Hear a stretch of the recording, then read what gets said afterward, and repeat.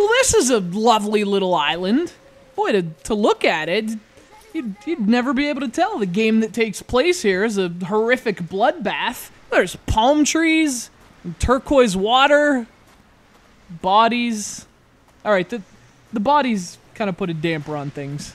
Well, let's make the best of it. It's Dead Island Riptide for the PlayStation. Oh, shit!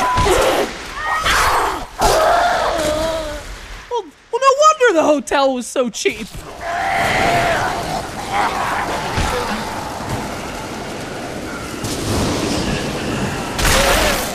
I'll tell you what else is cheap. Games about zombies. They're about a dime a dozen these days. What with the economy and exchange rates, that's even cheaper than it sounds. Thing is, Dead Island Riptide is actually a bit different. One, it uses contrast really well, violently splattering blood and gore all over a tranquil island landscape. And two, somehow manages to make the undead, well, boring.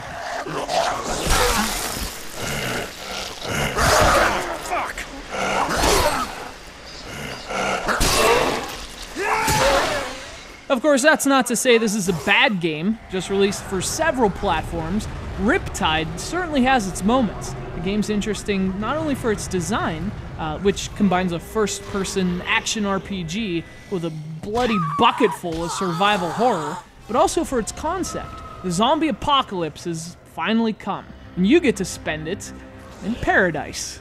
Or at least what was once thought of as paradise. Turns out, even in death, people like the beach.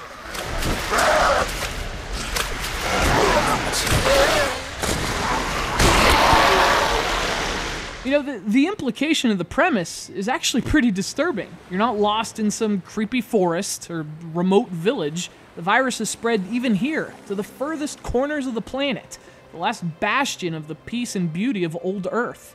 It's a cool idea. Too bad the game doesn't think so. Instead, it tells a convoluted story that's anything but interesting, led by a cast of stereotypical and wholly unlikable characters.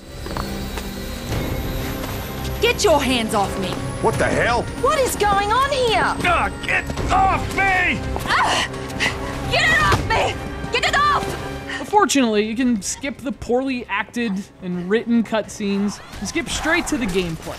Unfortunately, there are problems to report there, too. It's not necessarily the gameplay itself, though. Riptide goes for the use anything you can approach when it comes to combat. You can pick up tons of different weapons. And not only that, you can also upgrade them and even modify them. So, you know, an old baseball bat can become a spiked death ball. So, the core gameplay is really about scavenging the island for items and weapons, and then using them however you can to survive.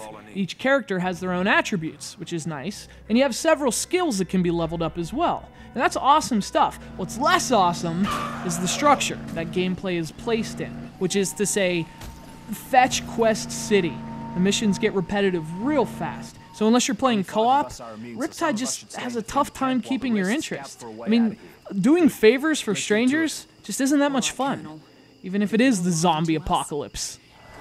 You know, there's actually a lot to like about Dead Island. I love its use of contrast in setting and color, and I really love the scavenge to survive design. I love Fetch Quest less, though, which means I kind of love Dead Island Riptide, but, well, this is one vacation I certainly won't be scrapbooking.